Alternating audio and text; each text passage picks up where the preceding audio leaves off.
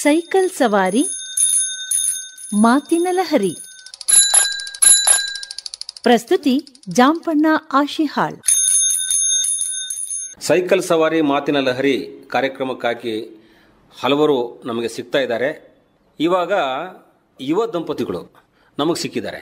ಇವ್ರ ಬಗ್ಗೆ ವೈಶಿಷ್ಟ್ಯತೆ ಏನಂದರೆ, ಎಲ್ಲವನ್ನೂ ಕೂಡ ಒಬ್ರಿಗೊಬ್ಬರು ಯಾವುದೇ ವಿಷಯವನ್ನಾಗಲಿ ಹಂಚಿಕೊಂಡು ಕೆಲಸ ಮಾಡೋದು. ವೃತ್ತಿ ವಿಷಯದಲ್ಲಿ ಆಗಿರ್ಬೋದು, ಅಥವಾ ವೈಯಕ್ತಿಕವಾಗಿ ಮನೆ ಕೆಲಸ ಆಗಿರ್ಬೋದು, ಅಥವಾ ಎಲ್ಲೋ ಹೊರಗಡೆ ಹೋಗ್ಬೇಕಂದಾಗೂ ಕೂಡ ಅವರು ಹೋಗ್ತಾರೆ. ಈಗ ನಮ್ಮ ಈ ಕಾರ್ಯಕ್ರಮಕ್ಕಾಗಿ ನಮಗೆ ಸೂಕ್ತವಾದ ವ್ಯಕ್ತಿಗಳು ಹೇಗೆ ಅಂದರೆ, ಇವರು ಇಬ್ಬರು ಸೈಕ್ಲಿಂಗ್ ಮಾಡ್ಕೊಂಡು ಹೋಗ್ತಾ ಇರ್ತಾರೆ. ನಮಸ್ಕಾರ. ನಮಸ್ಕಾರ. ನಿಮ್ಮ ಹೆಸರು? ನನ್ನ ಹೆಸರು ಅನಿರುದ್ಧ್ ಅಂತ. ಅನಿರುದ್ಧ್ ಅವರೇ, ಧರ್ಮಪತ್ನಿ ಅನುಜಾ ಅನಿರುದ್ಧ್. ಅದೇಂಗ್ ಹೆಸರು ಸರ್ ಅನ್ನೋ ಶುರುವಾಗಿದೆ? ಕೋಇನ್ಸಿಡೆನ್ಸ್ ಅಷ್ಟೇ ಇದೆ, ನಾವೇನು ಪ್ಲಾನ್ಡ್ ಏನಲ್ಲ. ಹೆಂಗೆ ಆಮೇಲೆ ಬೇಕಾದ್ರೆ ಹೆಸರು ಬದಲಿ ಮಾಡ್ಕೊಂಡಂಗ ಅನ್ಸತ್ ನಮಗೆ? ಇಲ್ಲ, ಖಂಡಿತ ಇಲ್ಲ. ನಾವಿಬ್ರು ಭೇಟಿ ಆಗಿದ್ವಿ ಒಬ್ರಿಗೊಬ್ರಿಗೆ ಓದ್ಬೇಕಾರೆ. ನಾನು ಮಾಸ್ಟರ್ಸ್ ಮಾಡ್ಬೇಕಾರೆ ಅಹಮದಾಬಾದಲ್ಲಿ ಯೂನಿವರ್ಸಿಟಿಯಲ್ಲಿ ನಾನು ಅನುಜನ್ ಮೀಟ್ ಮಾಡಿದ್ದು. ನಾವು ಮೈಸೂರಿಗೆ ವಾಪಸ್ ಬಂದು ಸೆಟ್ಲ್ ಆಗಿ ಮತ್ತೆ ಒಂದು 6 ತಿಂಗಳಾಗಿದೆ. ಓ, ಇತ್ತೀಚೆಗೆ ಬಂದವರು ನೀವು? ಮತ್ತೆ ಮರಳಿ ಗುಡಿಗೆ ಕೆಲ್ಸ ಇದ್ದಾಗ ಹೋಗ್ತೀರಿ. ಈಗ ನಿಮಗೆ ಕನ್ನಡ ಬರಲ್ಲ? ಅರ್ಥ ಆಗತ್ತೆ, ಮಾತಾಡಕ್ಕೆ ಕಷ್ಟ. ಸ್ವಲ್ಪ ಗ್ರಾಮರ್ ಇನ್ಕರೆಕ್ಟ್. ಹೌದಾ? ಪರವಾಗಿಲ್ಲ, ಇಷ್ಟು ಸಾಕು. ಅಂದ್ರೆ ಸಾವಕಾಶವಾಗಿ ಒಂದೊಂದು ಹೆಜ್ಜೆ ಇಟ್ಟು ಆಮೇಲೆ ಓಡಕ್ ಶುರು ಮಾಡಬಹುದು. ಈಗ ಸೈಕಲ್ ಓಡಿಸ್ತೀರಾ? ಯಾಕೆ ಯಾವಾಗ್ಲಿಂದ ಸೈಕಲ್ ಓಡಿಸ್ಬೇಕು, ಸೈಕಲ್ ತುಳಿಬೇಕು, ಸೈಕಲ್ ಇದು ಆರೋಗ್ಯಕ್ಕೆ ಬಹಳ ಒಳ್ಳೆಯದು ಅಂತ ಹೆಂಗ್ ಅನಿಸ್ತು ನಿಮ್ಗೆ? ಎಷ್ಟು ವರ್ಷ ಆಯ್ತು? 1.5 years. ಖರಗ್ಪುರ್ ಸೈಕಲ್ ಸ್ಟಾರ್ಟ್ ಮಾಡ್ತೀವಿ. ಖರಗ್ಪುರದಲ್ಲಿ ನೀವು ಸೈಕಲ್ ಓಡಿಸೋದನ್ನ ಶುರು ಮಾಡಿದ್ರಿ ಹಿಂದೆ? ಪ್ರಾಕ್ಟೀಸ್ ಆಯ್ತು. ಅದು ಪ್ರೀತಿಯಾಗಿ ಕನ್ವರ್ಟ್ ಆಯ್ತು. ಕರೆಕ್ಟ್. ಅನಿರುದ್ಧ್ ಅವರೇ, ಹೆಂಗೆ ಈ ಸೈಕಲ್ ಬಳಸಬೇಕು ಅಂತ ಅನ್ನೋದು ಹೆಂಗ್ ಶುರು ಆಯ್ತು ನಿಮ್ಗೆ? ನನ್ಗೆ ಆಕ್ಚುಲಿ ನಾನು ಹುಟ್ಟು ಬೆಳೆದಿದ್ದೆ ಮೈಸೂರಲ್ಲೇ. ಸರಿ. 2013 ತನಕ ಮೈಸೂರಲ್ಲೇ ಇದ್ದೆ. ನಾನು ಅಂಡರ್ ಗ್ರಾಜುಯೇಟ್ ಡಿಗ್ರಿ ಎಲ್ಲ ಇಲ್ಲೇ ಓದಿರೋದು, JC ಸಿವಿಲ್ ಇಂಜಿನಿಯರಿಂಗ್ ಓದಿರೋದು. ಬೆಳೆದಿರೋದು ಇದೇ ರೋಡಲ್ಲೇನೆ ಹೆಚ್ಚು ಕಡಿಮೆ. ಇಲ್ಲಿ ಹುಟ್ಟು ಬೆಳೆದ ಅವಾಗ ರೋಡಲ್ಲಿ ಸಾಕಷ್ಟು ಒಂದು ದೊಡ್ಡ ಗುಂಪಿತ್ತು. ಒಂದು 12-13 ಜನ ಹುಡುಗಿರು ಒಟ್ಟಿಗೆ. ಹುಡುಗಿರು ಕ್ರಿಕೆಟ್ ಆಡ್ತಾ ಇದ್ವಿ. ಇಲ್ಲೇ ನನ್ನ ಕಸಿನ್ ನೆಕ್ಸ್ಟ್ ಡೋರ್, ಅವಳು ನಾವು ಒಟ್ಟಿಗೆ. ಸೊ ಆ ಗ್ರೂಪ್ ಎಲ್ಲ ನಮ್ದು ಹೆಂಗಿತ್ತು ಅಂದ್ರೆ, ನಾವು ಬೇರೆ ಎಲ್ಲಾರು ಫೀಲ್ಡ್ ಹೋಗ್ಬೇಕು, ಆಟ ಆಡ್ಬೇಕು ಅಂದ್ರೆ ಅವಾಗೆಲ್ಲ ನಮ್ಮ ಅಪ್ಪ ಅಮ್ಮ ಅಂದ್ರೆ ಈಗಿನ ತರ ಇರ್ಲಿಲ್ಲ. ಅಂದ್ರೆ ರೋಡಲ್ಲಿ ಟ್ರಾಫಿಕ್ ಆ ಕನ್ಸರ್ನ್ ಎಲ್ಲ ಇರ್ಲಿಲ್ಲ. ಅವಾಗ ಬಿಟ್ಬಿಡೋರು, ಹೋಗ್ಲಿ ಬಿಡು, ಏನೂ ಆಗಲ್ಲ ಅಂತ ಅವ್ರಿಗೆ ಗೊತ್ತು. ಸೊ ನಾವು ಅವಾಗ್ಲಿಂದಾನೇ ಶುರುವಾಗಿದ್ದ. ಐ ಥಿಂಕ್ ನನ್ಗೆ ಸೈಕಲ್ ಅನ್ನೋದು ಸಾಕಷ್ಟು ಆಗ್ಲಿಂದಾನೇ ಶುರುವಾಗಿತ್ತು. ಬಟ್ ನಮ್ಮ ಮೈಸೂರಿಂದ ಹೊರಗೆ ಹೋದ್ಮೇಲೆ ನಾನು ಎಲ್ಲಿ ಮಾಸ್ಟರ್ಸ್ ಓದ್ದೆ, ಅನುಜಾ ಮತ್ತೆ ನಾವು ಓದಿದ್ ಯೂನಿವರ್ಸಿಟಿ, ಅದ್ರ ಸ್ಪೆಷಾಲಿಟಿನೇ ಅದು ಜಾಸ್ತಿ ಸೈಕ್ಲಿಂಗ್ ಅದನ್ನೆಲ್ಲ ಎನ್ಕರೇಜ್ ಮಾಡುತ್ತೆ ಆ ಜಾಗ. ಎಲ್ಲರೂ ಗಾಡಿ ತಗೊಂಡ್ಬರ್ಬೇಕು ಅಂತ ಹೇಳ್ತಾರೆ. ಸಣ್ಣ ಪುಟ್ಟ ಎಲ್ಲ ಓಡ್ಸಂಗಿಲ್ಲ ನೀವು ಅಂತ ಹೇಳ್ತಿರ್ತಾರೆ. ಇಂಜಿನಿಯರಿಂಗ್ ಅಂದ್ರೆ ದೊಡ್ಡ ದೊಡ್ಡ ಗಾಡಿಗಳು ಬರ್ಬೇಕು ಅಂತಾರೆ. ಅದು ಇಲ್ಲಿ ಇನ್ನ ಓದೋ ಟೈಮಲ್ಲಿ ಇಲ್ಲಿ ನನ್ಗೂ ಐ ಥಿಂಕ್ ಐ ಅಂಡರ್ಸ್ಟ್ಯಾಂಡ್ ನೀವ್ ಏನ್ ಹೇಳ್ತಾ ಇದ್ದೀರಾ ಅಂತ. ಯಾಕಂದ್ರೆ ನಾನು JCಯಲ್ಲಿ ಓದ್ಬೇಕಾರೆ ನಂಗೂ ಅವಾಗ ಹಂಗಿತ್ತು. ನಮ್ಮ ಅಪ್ಪ ಅಮ್ಮ ನನಗೆ ಫಸ್ಟ್ ಒಂದು ರಾಯಲ್ ಎನ್ಫೀಲ್ಡ್ ಬುಲೆಟ್ ತೆಕ್ಕೊಟ್ರು ನನಗೆ. ಅದು ನನ್ ಫಸ್ಟ್. ನನ್ಗೆ ತುಂಬಾ ಆಸೆ ಇತ್ತು, ನಂದೇ ಅಂತ ಯಾವಾಗ್ಲಾರು ಬೈಕ್ ಆಗ್ಬೇಕು ಅಂದ್ರೆ ಅದು ಎನ್ಫೀಲ್ಡ್ ಬಿಟ್ರೆ ಇನ್ನೊಂದು ಬೈಕ್ ಇಲ್ಲ. ಹಾಗಾಗಿ ನಮ್ಮ ಅಪ್ಪ ನನ್ಗೆ ಅದು ಐ ಥಿಂಕ್ ದಟ್ ವಾಸ್ ನನ್ಗೆ ಇವತ್ಗೂ ತುಂಬಾ ಮೆಮೊರೇಬಲ್ ಗಿಫ್ಟ್. ಅದು ನನ್ನ ಪೇರೆಂಟ್ಸ್ ಇಂದ ಇವತ್ಗೂ ಇಟ್ಕೊಂಡಿದ್ದೀನಿ ಅದು. ಬಟ್ ಅಲ್ಲಿಗೆ ಹೋದಾಗ ಕಲ್ಚರ್ ಹೇಗೆ ಅಂದ್ರೆ, ನಮ್ಗೆ ಬೇರೆ ಎನ್ವೈರನ್ಮೆಂಟ್ ಎಕ್ಸ್ಪೋಜರ್ ಆಗ್ತೀವಿ. ಆ ಎಕ್ಸ್ಪೋಜರ್ ಇಂದ ನನ್ಗೆ ಅವಾಗ ಅಲ್ಲಿ ಸಬ್ಜೆಕ್ಟ್ ಗಳು, ನಾವು ಅರ್ಬನ್ ಪ್ಲಾನಿಂಗ್, ಸಿಟಿ ಪ್ಲಾನಿಂಗ್ ಅಂತ ಏನು ಓದ್ತೀವಿ, ಇವತ್ತೆಲ್ಲ ನಾವು ಬೆಂಗಳೂರಲ್ಲಿ ಏನ್ ಕಂಜೆಷನ್ ಅಂತಾರೆ, ಟ್ರಾಫಿಕ್ ಅಲ್ಲಿ ತುಂಬಾ ಟೈಮ್ ಹೋಗುತ್ತೆ ಅಂತ ಅಂತಾರೆ. ನಮ್ಮ ಪೇರೆಂಟ್ಸ್ ಆಲ್ಸೋ, ನಮ್ಮ ಅಪ್ಪ ಅಮ್ಮ ಇವತ್ತು ಅಂತಾರೆ ಮೈಸೂರಲ್ಲಿ ಟ್ರಾಫಿಕ್ ತುಂಬಾ ಜಾಸ್ತಿ ಆಯ್ತು ಅಂತ. ಈಗೀಗ 2013 ನಾನು ಬಿಟ್ಟು ಹೋಗಿದ್ದು, 24 ವಾಪಸ್ ಬಂದಿರೋದು. 10 ವರ್ಷದಲ್ಲಿ ತುಂಬಾ ಚೇಂಜ್ ಆಗಿದೆ ಮೈಸೂರು. ಇದು ಬೆಂಗಳೂರು ಆದಂಗ ಆಗ್ತಾ ಇದೆ ಅಂತ ಕೆಲವೊಬ್ರು ತಮ್ಮ ಆತಂಕ. ಅಂದ್ರೆ ಸ್ವಲ್ಪ ಹೆಚ್ಚಾದ ಕೂಡಲೇ ಜಾಸ್ತಿ ಆಯ್ತು. ಮೊದಲು ಪ್ರಶಾಂತವಾಗಿ ಇರ್ತಿತ್ತಲ್ಲ, ಹೆಂಗೆ ಮಕ್ಕಳಿಗೆ ಬೇಕಾದ್ರೆ ಹೊರಗಡೆ ಹೋಗಿ ಅಂತ ಬಿಟ್ಬಿಡ್ತಿದ್ರು ನಿರ್ಭಯವಾಗಿ. ಈಗ ಯಾರಿಗೂ ಮಕ್ಕಳಿಗೆ ಹೊರಗಡೆ ಬಿಡೋಂಗಿಲ್ಲ, ಅಷ್ಟು ಗಾಡಿಗಳು ಬರ್ತಿರ್ತವೆ ಅಂತ. ಅದೇ ಜಗತ್ತು ಬದಲಾವಣೆ ಆದಂಗ ವಿಷಯಗಳು ಕೂಡ ಬದಲೇ ಆಗ್ತದೆ. ಜನರ ಸಂಚಾರ, ಜನರ ಕಡೆ ಬರೋ ಗಾಡಿಗಳು, ಕಾರುಗಳು, ಅವೆಲ್ಲ ವೆಹಿಕಲ್ಗಳು ಜಾಸ್ತಿ ಆಗ್ತವೆ. ಆದ್ರೂ ಅದನ್ನ ಹಿಂದಿಂದನ್ನು ಬಿಟ್ಟು ಈಗ ಮತ್ತೆ ನಾವು ನಮ್ಮ ದೈಹಿಕ ಆರೋಗ್ಯಕ್ಕಾಗಿ ಅಥವಾ ಮಾನಸಿಕ ನೆಮ್ಮದಿಗಾಗಿ, ಸಂತೋಷಕ್ಕಾಗಿ ನಮ್ಮ ವೈಯಕ್ತಿಕ ಹಾಬಿಗಳನ್ನ ಹೆಚ್ಚು ಮಾಡ್ಕೋಬೇಕಂದಾಗ ಅವು ಸೈಕಲ್ ಇಂಥವೆಲ್ಲ ನೆನಪರ್ತಾವೆ ಮಿಡ್ಲ್. ಈಗ ನೀವು ಸೈಕಲ್ ಅನ್ನ ಪರವಾಗಿಲ್ಲ, ಮತ್ತೆ ನಾನು ತುಳಿಬೇಕು, ಸೈಕಲ್ ಇರಬೇಕು ಜೊತೆಯಲ್ಲಿ ಅಂತ ಅನ್ಕೊಂಡ್ರಿ ನೀವು. ಅನುಜಾ ಅವರು started cycling in Kharagpur only when Anirudh joined PhD in Kharagpur and we shifted there. That is when I started cycling because everyone cycles there. So that is why we also thought that we'll get a cycle for me and ನಿಮ್ಗಾಗಿ ಒಂದು cycle ಅನ್ನ ನೀವೇ ತಗೋಬೇಕಂತ ವಿಚಾರ ಮಾಡಿದ್ರಾ? ತಗೋಬೇಕು ಅಂತ ಅಲ್ಲಿವರೆಗೂ ಅದು ಆ ಅಟ್ಮಾಸ್ಫಿಯರ್ ಅಲ್ಲಿ ಆ ಟೋಟಲ್ ಕ್ಯಾಂಪಸ್ ಅಲ್ಲಿ ಸೈಕಲ್ ಬಳಸಬೇಕು ಅಂತ ಅನ್ನೋದು ಉದ್ದೇಶ ಎಲ್ಲರಲ್ಲಿ ಇತ್ತು. ಆವಾಗ ತಗೊಂಡ್ರೆ ಅದ್ರ ಮುಂಚೆ ಸೈಕಲ್ ಏನು ಅವಶ್ಯಕತೆ ಇಲ್ಲ ಅಂತ ಅನ್ಸುತ್ತೆ ನಿಮಗೆ? Yes, there was no need for me to cycle before that. When I used to live in Ahmedabad also, the distances which we used to travel were more. So cycling, ಎಷ್ಟಿತ್ತು ದೂರ ಇಲ್ಲಿ? traveling was 8 to 10 kilometers every day one way. That much cycling in that weather was not good. Weather in Mysore is also good. Kharagpur also it was decent only. It was not very hot there. So it was easy to cycle. It was easy to shift to cycle. ಪರವಾಗಿಲ್ಲ ಬಿಡಿ. ನಮ್ಮ ಬೇರೆ ದೇಶದಲ್ಲಿ cycle ಅನ್ನ ನಾವು ದೊಡ್ಡ ದೊಡ್ಡ ಆಫೀಸಿಂದ ಹೋಗೋ ಬರೋರೆಲ್ಲ ಬಳಸ್ತಾರೆ ಅಂತ ಹೇಳ್ತಿದ್ರು. ಅದು ನಮ್ಮಲ್ಲಿ ಕೂಡ ಆ ಒಂದು ಕನ್ಸೆಪ್ಟ್ ಇದೆಯಲ್ಲ.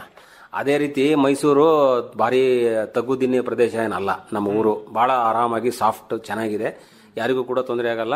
ಎತ್ತರ ಅಂತಂದ್ರೆ ಒಂದು ಚಾಮುಂಡಿ ಬೆಟ್ಟ ಹತ್ತಬಹುದು ಬಿಟ್ರೆ ಇಲ್ಲಿ ಎಲ್ಲವೂ ಕೂಡ ಒಳ್ಳೆ ಜಾಗ. ಹಿಂಗೆ ಸೈಕಲ್ ತುಳಿತಾ ಹೋಗ್ತಾ ಇರಬೇಕಾದ್ರೆ ಆರೋಗ್ಯಕ್ಕೆ ನಿಮಗೆ ತುಂಬಾ ಲಾಭ ಆಗಿರ್ಬೋದು. ಬಟ್ ಬೇರೆ ಬೇರೆ ಯೋಚನೆ ಮಾಡ್ತಿರ್ತೀರಿ ನೀವು ಹೋಗ್ತಾನೆ. ಏನೇನು ನಿಮ್ಮ ಥಾಟ್ಸ್ ಇರ್ತವೆ? ನನ್ಗೆ ನಿಜ ಹೇಳ್ಬೇಕು ಅಂದ್ರೆ ಐ ಥಿಂಕ್ ನನ್ most productive part of the day ನನ್ಗೆ ಆಗೋದು ನನ್ ಸೈಕಲ್ ಹೊಡಿಬೇಕಾರೇನೆ. ಯಾಕೆಂದ್ರೆ ನಮ್ ಬಿಸ್ನೆಸ್ ರಿಲೇಟೆಡ್ ಏನೇ ಇದ್ರು ಅಥವಾ ಸಬ್ಜೆಕ್ಟ್ ಏನೇ ಯೋಚನೆ ಮಾಡ್ಬೇಕು ಅಂದ್ರೂ ಜಾಸ್ತಿ ಥಾಟ್ಸ್ ಬರೋದು ಅಂದ್ರೆ ಸೈಕಲ್ ಹೊಡಿಬೇಕಾರೇನೆ. ಯಾಕೆಂದ್ರೆ ನಾವು ಇನ್ನೊಬ್ರ ಜೊತೆ ಅಲ್ಲಿ ಫೈಟ್ ಮಾಡ್ತಾ ಇರಲ್ಲ. ನಾವು ನಮ್ ಗಾಡಿ ಅಥವಾ ಕಾರಲ್ಲಿ ಇದ್ದಾಗ ನಾವು ಇಲ್ಲ ಇನ್ನೊಂದು ಟ್ರಾಫಿಕ್ ಪ್ರೆಷರ್ ಅಲ್ಲಿ ಇರ್ತೀವಿ, ಇಲ್ಲ ನಮಗ್ ನಾವು ಜಾಗ ಮಾಡ್ಕೊಳಕ್ ಪ್ರೆಷರ್ ಅಲ್ಲಿ ಇರ್ತೀವಿ ರೋಡ್ ಅಲ್ಲಿ. ಸೈಕಲ್ ಅಲ್ಲಿ ಐ ಥಿಂಕ್ ನನಗ್ ತುಂಬಾ ಪರ್ಸನಲಿ ನನಗ್ ಚೇಂಜ್ ಆಗೋದು ಅದರಲ್ಲಿ. ನಾನು ಇಳಿದ್ಬಿಡ್ತೀನಿ, ನಾನು ಬೇಕಾದ್ರೆ ಸೈಕಲ್ ಇಳಿದ್ಬಿಟ್ಟು ಫುಟ್ಪಾತ್ ಮೇಲೆ ತಗೊಂಡು ತಳ್ಕೊಂಡು ಹೋಗ್ತೀನಿ. ಬಟ್ ನನ್ಗೆ ಇನ್ನೊಬ್ರ ಜೊತೆ ಫೈಟ್ ಮಾಡೋ ಸಿಚುವೇಶನ್ ಬರೋದಿಲ್ಲ. ಯಾಕಂದ್ರೆ ವೆಹಿಕಲ್ ಮಧ್ಯೆ ಫೈಟ್ ಇರ್ತದೆ, ಸೈಕಲ್ ಮತ್ತು ವೆಹಿಕಲ್ ಮಧ್ಯೆ ಏನು ಇಲ್ಲ. ಎಷ್ಟೊಂದ್ಸತಿ ಅನುಜಂಗೆ ನಂಗೆ ಹಂಗಾಗಿದೆ ದಟ್ ನಾವು ನೀವು ಬೇಕಾದ್ರೆ ಫೈಟ್ ಮಾಡ್ತೀರಿ. ಅಂದ್ರೆ ನಾವು ಟ್ರಾಫಿಕ್ ಸಿಗ್ನಲ್ ಅಲ್ಲಿ ಹೋಗಿ ತಲುಪ್ತೀವಿ, ಬಟ್ ಹೆಚ್ಚು ಕಡಿಮೆ ಒಂದ್ 250-300 ಮೀಟರ್ ಹಿಂದೆ ಮುಂದೆ ಆಗ್ಬಿಡ್ತೀರಿ. ರೆಡ್ ಅಲ್ಲಿ ಕಾಯ್ತಾ ಇರ್ತಾರೆ. ಬಟ್ ನಾವು ಸೈಕಲ್ ಅಲ್ಲಿ ಅದು ಎಲ್ಲರಿಗಿಂತ ಮುಂದೆ ಹೊಟ್ಟೋಗ್ತೀವಿ. ಬಟ್ ಕಾರಲ್ಲಿ ಕೂತಿರೋರು AC ಹಾಕೊಂಡಿರೋರು ನಮ್ ಗುರಾಯಿಸ್ಕೊಂಡು ಹಿಂಗ್ ಪಕ್ಕದಲ್ಲಿ ನೋಡೋದು ನೋಡಿ ಹಂಗಾಗ್ಬಾರ್ದಲ್ಲ. ಪಾಪ ನಾವೆಲ್ಲ ಸೈಕಲ್ ತುಳಿಯೋರು ಅಂತಂದ್ರೆ ನಾವೇನು ಕನಿಷ್ಠನಾ? ನಮ್ದದು ಹವ್ಯಾಸವಾಗಿರ್ತದೆ ಹೊರತು ಸೈಕಲ್ ತುಳಿಯೋರಿಗೆಲ್ರಿಗೂ ಕೂಡ ಗೌರವ ಕೊಡ್ಲೇಬೇಕೆಲ್ರು. ಬನ್ನಿ ಇವು ಫಸ್ಟ್ ಅಂತ ಮಹಿಳೆಯರಿಗೆ ಹೆಂಗೆ ಸೀಟ್ ಬಿಟ್ಕೊಡ್ತಾರೆ ಹಂಗ ಸೈಕಲ್ ದಯವಿಟ್ಟು ನೀವು ಮುಂದೆ ಬನ್ನಿ ಅಂತ ಅನ್ಬೇಕು ನಮ್ಮೆಲ್ಲ ಜನ. ಆ ಇಮೇಜ್ ನೀವ್ ಈಗ ಏನ್ ಪಾಯಿಂಟ್ ಹೇಳಿದ್ರಿ, ಆ ಇಮೇಜ್ ಇಂಡಿಯಲ್ಲಿ ತುಂಬಾ ಬೇಗ ಚೇಂಜ್ ಆಗ್ತಾ ಇದೆ ಈಗ. ಸೈಕಲ್ ನಾನ್ ಮಾಸ್ಟರ್ಸ್ ಹೋದಾಗ್ಲಿಂದಾನು ನಾನು ನೋಡ್ತಾ ಇದ್ದೀನಿ. ಒಂದ್ 10 ವರ್ಷದಿಂದ ಇಂಡಿಯಲ್ಲಿ ಸೈಕ್ಲಿಂಗ್ ಏನ್ ನೀವು ಇಮೇಜ್ ಭಾವನೆ ಅಂತಂದ್ರಿ ಅದ್ ಸಾಕಷ್ಟು ಬದಲಾಗ್ತಾ ಇದೆ. ಲೈಕ್ ಇಟ್ಸ್ ನೋ ಲಾಂಗರ್ ಬರೀ ಬಡವರು ಅಥವಾ ದುಡ್ಡಿಲ್ಲವ್ರು ಇಲ್ಲೇ ಇರೋರೇನೆ ಸೈಕಲ್ ಹೊಡಿಬೇಕು ಅಂತ ಏನಿಲ್ಲ. ಈಗ ಸರ್ಕಾರನೂ ಸಾಕಷ್ಟು ಅದಕ್ಕೆ ಫೋಕಸ್ ಕೊಡ್ತಾ ಇದೆ ಅದ್ರ ಮೇಲೆ. Mysore is also one such city. ಇಲ್ಲಿ ಮೈ ಬೈಕ್ ಅಂತ ಏನು ಒಂದು ಫೆಸಿಲಿಟಿ ಮಾಡಿದ್ದಾರೆ ಸರ್ಕಾರಕ್ಕೆ. I think A strong sense of appreciation ನಾವು ಸರ್ಕಾರವು ಕೂಡ ಇದಕ್ಕೆ ಸಾಥ್ ಕೊಟ್ಟಿದೆ. ಟ್ರಿನ್ ಇತ್ತು ಮೊದಲು, ಇವಾಗ ಮೈ ಬೈಕ್ ಅಂತ ಆಯ್ತು. ನಿಜ, ನನಗೂ ಕೂಡ ಈಗ ವೈಯಕ್ತಿಕವಾಗಿ ನಮಗೆ ಒಂದು ಅದ್ರ ಬಗ್ಗೆ ಆಸಕ್ತಿ ಇರಬೇಕು ಅಂತ. ಅವಾಗ ಆ ಟೈಮಲ್ಲಿ ಟ್ರಿನ್ ಬಂದಾಗ ಫಸ್ಟಿಗೆ ರಿಜಿಸ್ಟ್ರೇಷನ್ ಔಟ್ಸೈಡ್ ಇಂದ ಮಾಡಿದ್ದು ನಾನೇ ಆಗಿದ್ದೆ. ಅವ್ರು ನನಗೆ ಫೋನ್ ಮಾಡಿದ್ರು, ನೀವೇ ಫಸ್ಟ್ ರಿಜಿಸ್ಟ್ರೇಷನ್ ಮಾಡಿದವರು ಅಂತ ಹೇಳಿ. ಹಂಗೆ ನಮ್ಗೆ ವೈಯಕ್ತಿಕವಾಗಿ ಕೂಡ ಅದ್ರ ಬಗ್ಗೆ ಇರಬೇಕು ಪ್ರೀತಿ. ಆ ಪ್ರೀತಿ ಜಾಸ್ತಿ ಆಗ್ಬೇಕು ಅಂದ್ರೆ ಇನ್ನೊಬ್ರಿಗೆ ನಾವು ಮಾದರಿಯಾಗಿ ಕಾಣಬೇಕು. ಸೈಕಲ್ ಬಳಸೋದು ಒಳ್ಳೇದು ಅಂತ ಹೇಳಿ ನಮ್ಮ ಆರೋಗ್ಯಕ್ಕಾಗಿ ಅಂತ ಅಷ್ಟೇ ಅಲ್ಲ, ಅದು ಒಬ್ಬೊಬ್ಬರದ ಟೇಸ್ಟ್, ಮಾನಸಿಕವಾಗಿ ನಮ್ಗೆ ಖುಷಿ ಆಗತ್ತೆ ಅಂತ ಹೇಳಿ. ಈಗ ನೀವು ಜೊತೆಗೆ ಹೋಗ್ತಿರ್ತೀರಲ್ಲ, ಯಾರು ಜಾಸ್ತಿ ಫಾಸ್ಟ್ ಆಗಿ ಸೈಕಲ್ ಓಡಿಸೋದು? Him. He is. ಯಾಕೆ ನೀವ್ಯಾಕೆ ಫಾಸ್ಟ್ ಆಗಬಾರ್ದು? It's more difficult for me cycling than him. He is more used to cycling than me. ಹಂಗೆ ಅದು ಒಂಥರ ಆಟದ ವಸ್ತು ಅವರಿಗೆ ಸೈಕಲ್ ಅಂದ್ರೆ ಅಲ್ವಾ? I am thoda scared also while crossing road because it's mixed traffic. There are cars also. So he's more confident to cross the road than me. So ನಿಮಗೆ ಏನ್ ಲಾಭ ಆಗಿದೆ ಸೈಕಲ್ ಇಂದ? Lifestyle is more active. Like we are more active in the day. We don't feel much laziness because we have cycled to office, so our mind is already active. We don't have to become active when we sit for work. ಅಂದ್ರೆ ಯೋಗ ಮಾಡಿದಾಗನೂ ಕೂಡ ಮನುಷ್ಯ ತುಂಬಾ ಉಲ್ಲಾಸದಿಂದ ಇರ್ತಾನೆ ಇಡೀ ದಿನ ಅಂತಾನು ಹೇಳ್ತಾರೆ. Cycling ಮಾಡಿದಾಗನೂ ಕೂಡ ಮನುಷ್ಯ ಬಹಳ ಚೆನ್ನಾಗಿರ್ಬೋದು. ಅಥವಾ ನಮ್ಮ ಆಲೋಚನೆಗಳು ತುಂಬಾ ಪಾಸಿಟಿವ್ ಇದ್ದಾಗನೂ ಕೂಡ ಮನುಷ್ಯ ಚೆನ್ನಾಗಿರ್ತಾನೆ ಅಂತ ಹೇಳ್ತಾರೆ. ಅಂದ್ರೆ ಬೇರೆ ಬೇರೆ ದೃಷ್ಟಿಕೋನಗಳು ಇವೆ. ಆದ್ರೆ ಬಹಳಷ್ಟು ಜಾಸ್ತಿ ಯೋಚನೆ ಮಾಡ್ದೇನೆ ಅಂದ್ರೆ ಆಫೀಸಿಗೆ ಹೋಗ್ಬೇಕಪ್ಪ, ಗಾಡಿ ತಗೊಂಡು ಹೋಗ್ಬೇಕು, ಅದ್ರ ಬದಲು ಸೈಕಲ್ ತಗೊಂಡು ಹೋಗ್ತೀವಿ. ಡೈಲಿ ನಮ್ಗೆ ಅದು ಒಂದು ಸುಲಭ, ನಮ್ ಕೆಲಸನೂ ಆಯ್ತು, ಎಕ್ಸರ್ಸೈಸ್ ಆಯ್ತು ಅಂತ. ಈಗ ಅದರದ್ದೇನ ಆಫೀಸಿಗೆ ಹೋಗೋದಲ್ದೇನೆ ಬೇರೆ ಬೇರೆ ಕೆಲಸಕ್ಕೆ ಹೋಗ್ಬೇಕಂದಾಗನು ಕೂಡ ಸೈಕಲ್ ಬಳಸ್ತೀವಿ ನಾವು. ಎಲ್ಲೆಲ್ಲಿ ಬಳಸ್ತೀರಿ ನೀವು? Grocery shopping, fruit, vegetables. ಅಲ್ಲಿ ತರಕ್ ಹೋದಾಗಲ್ಲ ಹೋಗ್ತೀರಾ, ಹಾಲು ತರಕ್ ಹೋಗ್ತೀರಾ? ಹಾ, ಸಮಟೈಮ್ಸ್. ಅಲ್ಲ ಹೇಳ್ತೀವಿ ಅಂದ್ರೆ ಹಾಲು ತರಕ್ ಹೋದಾಗ ಅಟ್ಲೀಸ್ಟ್ ಸೈಕಲ್ ಬಳಸಿದ್ರೆ ಸಾಕು ಅಂತ. ಇಲ್ಲಿಂದ 1.25 ಕಿಲೋಮೀಟರ್ ಒಳಗೆ ಇರೋದು, ಎಲ್ಲವೂ ಸಿಗತ್ತೆ ಬಿಡಿ ಅಫ್ಕೋರ್ಸ್. ತೀರಾ ಆತರ ಅನುಜ ಮೆನ್ಷನ್ ಮಾಡ್ತಾ ಇದ್ದಂಗೆ ಅಹಮದಾಬಾದ್ ಅಂತ ದೊಡ್ಡ ದೊಡ್ಡ ಊರಲ್ಲಿ ಏನಾಗುತ್ತೆ, ನೀವು ಇರೋದ್ ಒಂದ್ ಜಾಗ, ನೀವು ಕೆಲಸ ಮಾಡೋದು 15 ಕಿಲೋಮೀಟರ್ ದೂರ ಅಂದ, ಆಮೇಲೆ ಆ ವೆದರ್ ಕಂಡೀಷನ್, ಆಮೇಲೆ ನೀವು ಫಾರ್ಮಲ್ಸ್ ಅಲ್ಲಿ ಹೋಗ್ಬೇಕು ಅಂದ್ರೆ ಅದನ್ನೆಲ್ಲ ಸೈಕ್ಲಿಂಗ್ ಮಾಡ್ಕೊಂಡು ಹೋಗೋಷ್ಟಲ್ಲಿ ಎಷ್ಟೊಂದ್ ಜನ, ಆಮೇಲೆ ತುಂಬಾ ಜನಕ್ಕೆ ಈಗ ಲ್ಯಾಪ್ಟಾಪ್ ಯೂಸ್ ಮಾಡೋದು ಬಂದ್ಬಿಟ್ಟಿದೆ. ಲ್ಯಾಪ್ಟಾಪ್ ಬ್ಯಾಗ್ ಇಟ್ಕೊಂಡು ಹೋಗಿ ಬೆವ್ತ್ಕೊಂಡು ಆಫೀಸ್ಗೆ ಹೋಗೋದು ತುಂಬಾ ಜನ ಪ್ರಿಫರ್ ಮಾಡಲ್ಲ. ಹಾಗಾಗಿ ಇದೆಲ್ಲ ಸಣ್ಣ ಸಣ್ಣ ಚಾಲೆಂಜಸ್ ಇದು.